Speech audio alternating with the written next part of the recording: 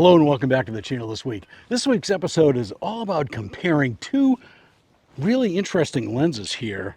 One is the new Viltrox 35 1.7 and the other one is the Fuji 35mm f2 right here.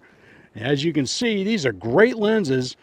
One's a little bit smaller than the other one, but they're very, very similar in how they react. And we're going to test those out right now. First thing we're going to do is we're going to use this building behind us as the wall test, as they say. And then we're going to try some other things and see what bokeh looks like. We're going to see what shooting into the sun looks like. We're going to see what our sun stars look like, various things like that. So hang in, we're going to get right to it right now. First thing I'm going to do is I'm going to shoot these two lenses at f2. And I know from looking at the MTF chart of the Viltrox that at f8 it starts to fall off a little bit on the corners, and I'm really curious about that because I never really noticed that before, but I'm going to try that out. I want to see what it looks like and see if it's an actuality, because those MTF charts are really, really scientific. So let's try out with the Fuji right now and see how we do. And you know, I'm gonna do one other shot so we can get a shot of the color, see what the color looks like out of the camera. But let's try out this one first, the wall test.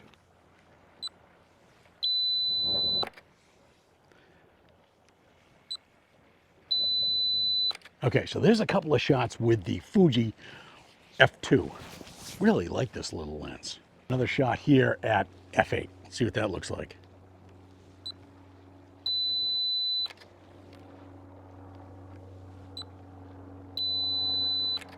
Oh, and by the way, some shots with the Viltrox 35 1.7, and I shot one at 1.7 wide open. I shot one at f2 and I shot one at f8. Kind of curious to see what happens on the edges here, as the MTF chart is saying things are a little bit different. All right, so let's go look for something different and try to maybe make a more interesting photograph here and see what we get for a result. All right, so here's our next subject, and I'm going to focus in mostly on this set of buoys right here, because the other ones tend to overexpose too much for some reason. I don't know why that is, but it is. And I'm going to try out the both lenses with this right here.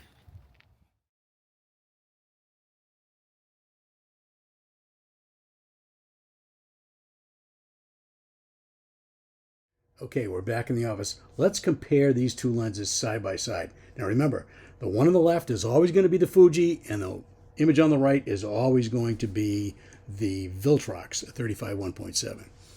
Now, actually, they look pretty good right here. But if you blow them up 100%, kind of look the same. But let's go out to the edges here, and you can see that there's a slight difference. You can see the head on these nails up here on the Viltrox, but you can't see them up here on the Fuji. And up here in the far left-hand corner, it's a little soft on the Fuji. But here with the Viltrox, it looks a lot sharper. So that's interesting. Okay, here they are at f8. And blow it up to 100%. And they look pretty nice. The Fuji looks like it might have a little bit more contrast maybe. Let's look at that left-hand edge again. They're at f8. And I gotta say, the Fuji looks like it might be a little contrast here. But, you know, the interesting thing is you can see more of the head of this nail right here. That's interesting on the Viltrox. Let's look at that far left-hand corner here. And the Fuji looks like it's still a little bit soft. And the Viltrox looks like it's a little bit sharper, maybe. But they're pretty darn close, I gotta say. Let's look at another image. This image I like. So here we are at f2, and this is meant as to be an interesting shot, and I really like it wide open like this or close to it. Let's blow it up to 100%. You're going to see that this knot up here looks pretty darn close. It's amazing to me how really close these are, how close they look. I mean, they almost look identical. The out of focus starts in the same place, and it's just they're beautiful. I just love the way they look. Let's look down here. Yeah, everything looks about the same. I can't complain. They look almost identical.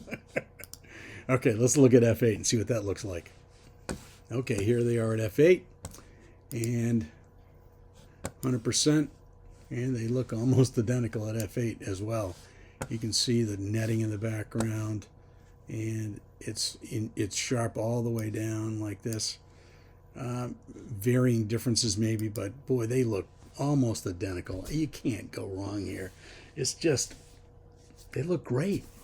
So the image quality of these lenses is really close, really close. Okay, let's look at the Sunstar at f16. So there's a big difference here. The image on the left is the Fuji, and the image on the right is the Viltrox. And as you can see, the Sunstars are different. As you can tell, the Sunstars look a little bit better with the Viltrox. All right, let's look at some bokeh balls. The Viltrox is on the right, and the Fuji's on the left. Now, they're not perfect, and they're, the Fuji on the left is a little bit, maybe the exposure is a little bit. They've all been processed exactly. They're JPEGs. They've been processed exactly the same, but the Viltrox looks a little bit brighter, maybe. But you can tell that the Viltrox actually look, they look about the same. Although the Viltrox looks like it's a little bit rounder, maybe. Yeah, maybe a little bit round, but not much of a difference at all, really. Okay, here we are at f8, and you can tell the Viltrox is giving me more of a Sunstar effect on the lights in the background, whereas the Fuji is not.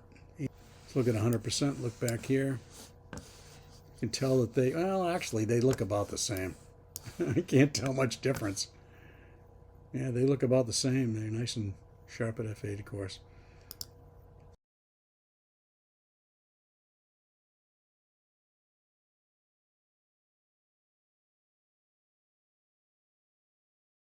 The first thing we're going to do is we're going to compare how these two lenses feel on a Fuji X-T50, which is a great little camera in its own right, but it's nice and small, which both these lenses are. So this is the Viltrox 35 1.7 on the Fuji X-T50, and as you can see, it fits very well on this camera. And I gotta say that it's very comfortable. It's comfortable. It doesn't get in the way here. I don't have a grip on here, but you can see that it's very comfortable. And the difference is that it's bigger. It's bigger around this way. Now let's put on the Fuji 35 f2, and you can see that it's a much smaller form factor. You can tell that it's really different. This is a 43 front filter thread, and the Viltrox here is a 52. So you can tell that the actual size of the lens is much larger with the Viltrox than it is with the Fuji. But I got to say, this is a great form factor. Look how small that is. For out and about, it's almost pocketable.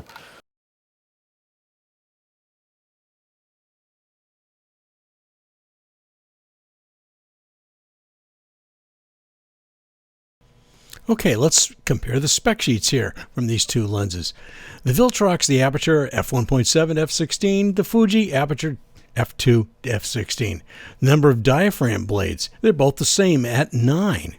And as far as the optics go, the Viltrox has got a little bit more going on here. 11 elements in 9 groups, and the Fuji has 9 elements in 6 groups. Now, I'd say that, there's 2 spherical elements in the Fuji, and the Viltrox only has 1 extra dispersion element and 1 spherical element and 2 high refractive elements. The minimum focusing distance on the Viltrox is 12.99 inches, or basically 13 inches. The minimum focusing distance on the Fuji is larger at 13.77, and both have a stepping motor in them. The weight of the Viltrox is 180 grams, or 0.4 pounds, and the Fuji is 170 grams, 0.374 pounds. not much difference at all here. The Viltrox is not weather sealed, and the Fuji is weather sealed. And the Viltrox is larger with a 52mm filter thread, and the Fuji is smaller with a 43mm filter thread.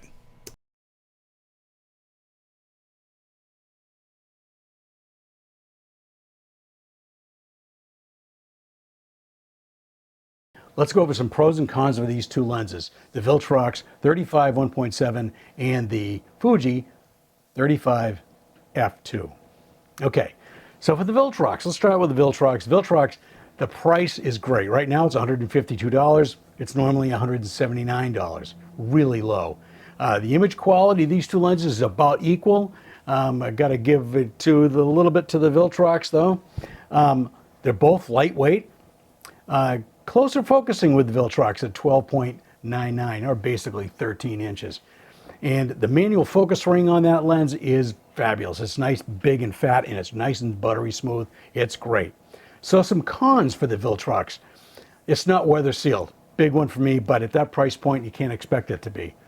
The plastic build quality, again, with this price point, you can't expect it to have a lot of metal in it.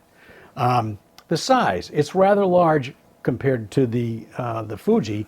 It's a 52mm filter thread size, and the focus, even though it's the same stepping type of motor, it's a slightly slower focus, unfortunately. Okay, so let's look at some pros for the Fuji 35 f2. The image quality is great. It's on par with the Viltrox. It's lightweight, just like the Viltrox is. A very, very slight difference. I think the Fuji is like 170 grams, somewhere in that range, and the Viltrox is like 180, somewhere in that range. It's like not much of a difference at all. The size, it's much smaller. It's a 43mm filter thread, so it's a lot smaller. It's a lot more compact. It's a lot smaller around this way. It's a faster focusing stepping motor, but not by much at all. The big one here is it's weather sealed, and the build quality is much better. So let's look at some cons for the Fuji. The price, it's triple the price basically, brand new. Used, you can find it for double the price, but it's still very low. You know, you can find them used for around $300, somewhere in that range. The manual focus ring on this lens is really kind of thin and not as easy to get your hand around. Let's see, the closest focusing is not as close as the Viltrox is. It's at 13.77 inches, so it's a little bit farther away to close focus. And unfortunately, it's a little bit softer at f2 on the outer edges here a little bit. But basically, these lenses are very close. So you can't really go wrong with either one of them, except for one costs a heck of a lot less than the other. So I hope you like this little comparison of these two lenses, because they're actually both pretty great lenses. I enjoy this for certain things, and I enjoy this for certain things. For carrying around on my XT50, I like this. For my XT5, and in certain circumstances, I like this because it's nice and light. And the image quality is almost exactly the same as this. And if you wouldn't mind, check out this video right here, which is my first impressions of this lens right here. So check out this video right here, because it really does sum up this lens pretty well. And if you wouldn't mind, please like, subscribe to the channel, and send me some comments. What do you think about these two lenses? And remember, it's not what you photograph, it's how you photograph it, and we'll catch you next time.